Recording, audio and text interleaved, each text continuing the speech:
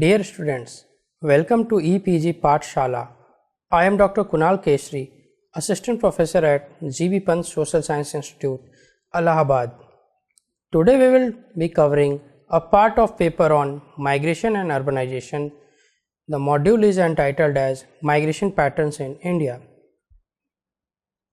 Learning objectives of this module are to study the trends and patterns of migration in India, especially migration trends after independence of India, recent patterns of migration, regional pattern of migration, regions of migration, and patterns of temporary labor migration.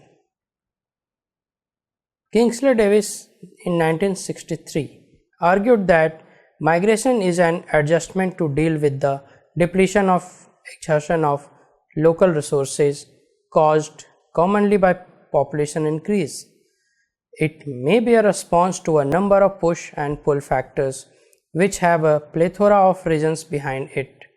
Migration is now recognized as an important factor in influencing social and economic development. It has been defined in many ways by different scholars. Migration is the crossing of the boundary of a political or administrative unit for a certain median period of time, according to UN. Improvement in economy and technology are increasing the flow of migrants in the globalized world. The flow, though, varies across countries, but the determinants of migration are more or less the same. India is a country with a long history of international as well as internal migration. Still, volume of migration is traditionally low. Coming to trends and patterns in India, starting with migration trends after independence of India. After independence of India, which was under British control for a long period, two types of migration streams were noteworthy. Initial one was mostly forced in nature and the result of the partition of the country in 1947, by which about 14.49 million people were migrated involuntarily between India and Pakistan. The second movement was voluntarily and the result of the rapid growth of industries in the port cities of the country like Calcutta, now Kolkata, and Bombay, now Mumbai. The small and medium-sized industrial centers became independent on unskilled laborers coming from the surrounding countryside. For example, majority of the workers in the jute industry came from Bihar, Uttar Pradesh, Odisha, and Andhra Pradesh. Now coming to recent trends and patterns. Decades of 1971 to 1981 and 1981 to 1991 were affected by severe economic crisis in the country due to lack of growth in the manufacturing and increased prices of petroleum. Its impact was visible in all types of migration streams. After the beginning, the phase of liberalization of the Indian economy in 1991, policymakers, supporters, as well as critics have great expectations that economic reforms would increase internal migration, as shown in the table. After the close observation of 2 decades of post-liberalization period, it could be said that in the first decade, when economy began to recover and consequently a moderate increase in the rural-urban migration between the states has been observed during 1991 to 2001. Except urban to rural streams, other streams, especially rural to urban one, have maintained the rhythm of growth in this decade. The second decade of economy reforms seems to be less conducive for internal migration. There are ample of reasons to this statement after looking at the recently released migration data of 2011 census. About 453.6 million persons, that means 37.5% of Indian population, consist of migrants which are settled in the place of different residence from previous place of residence. In 2001, figures stood at 314.5 million, which is 30.6% of Indian population. It results in a significant increase of almost 7% in the last decade in the proportion of migrants. Additionally, we observe marginal growth in the rural to urban migration streams of 0.3% and growth of 7.4% in urban to urban stream of interstate migration during 2001 to 2011 as shown in figure. Regions of migration are very important part of patterns. It is important to mention that lesser Indians are now migrating for work or employment related regions. 10.2% as per census 2011, which is a steep decline from previous decades figure of 14.4% as shown in figure. This may be due to influence of employment guarantee scheme of government like Manrega. However, it is yet to be examined taking into consideration of other factors also. In 2011, most of the migrants, around 71%, were female. Most people, 49%, migrate for marriage. Interestingly, 69.7% women migrated for marriage in 2011, which is almost 4% higher from previous census of 2001, that was 65.9%.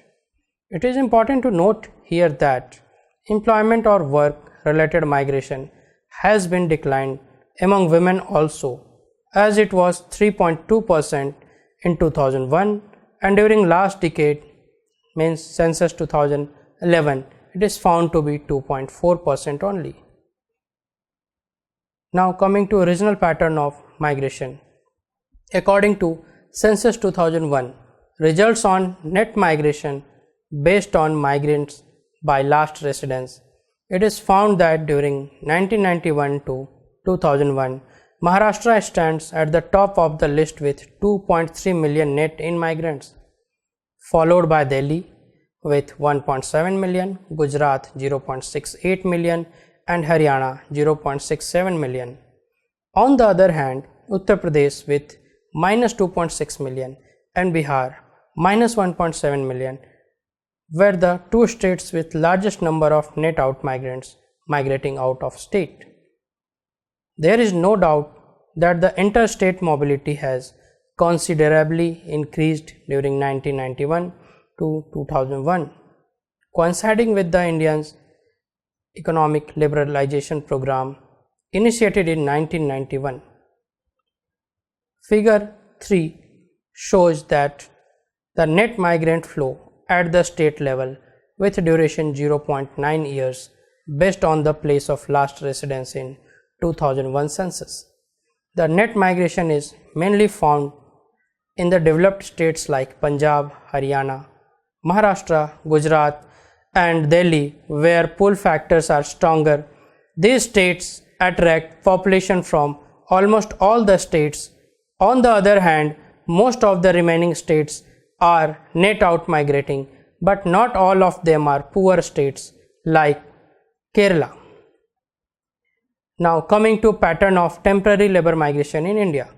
By definition, temporary labor migration or circulation is a move made for a short period with the intention of returning to the usual place of residence. Temporary absence from the place of origin of the migrant is a required condition for analysis, and duration of 6 months is generally considered the limit for temporary stay. The temporary labor migrant in the NSS 64th round has been defined as a household member who stayed away from his or her village or town for 1 month or more, but fewer than 6 months in the last 365 days for employment or in search of employment. There are 13 million temporary labor migrants in the year preceding 2007-2008, which is the reference period of the survey, and the migration rate at the national level is 20 migrants per thousand. The migration rate for rural areas is quite higher, 26.4 per thousand compared to urban areas 5.5 per thousand. The regional pattern of temporary labor migration shows that it occurs over a vast geographical stretch under varied socio-economic milieu. As clear from figure that there are 5 pockets of very high prevalence of temporary labor migration, which are shown by the darkest shade. First, the southern region of Rajasthan and southeastern region of Gujarat. Second, the southern region of Uttar Pradesh and Vindhyan and southern region of Madhya Pradesh.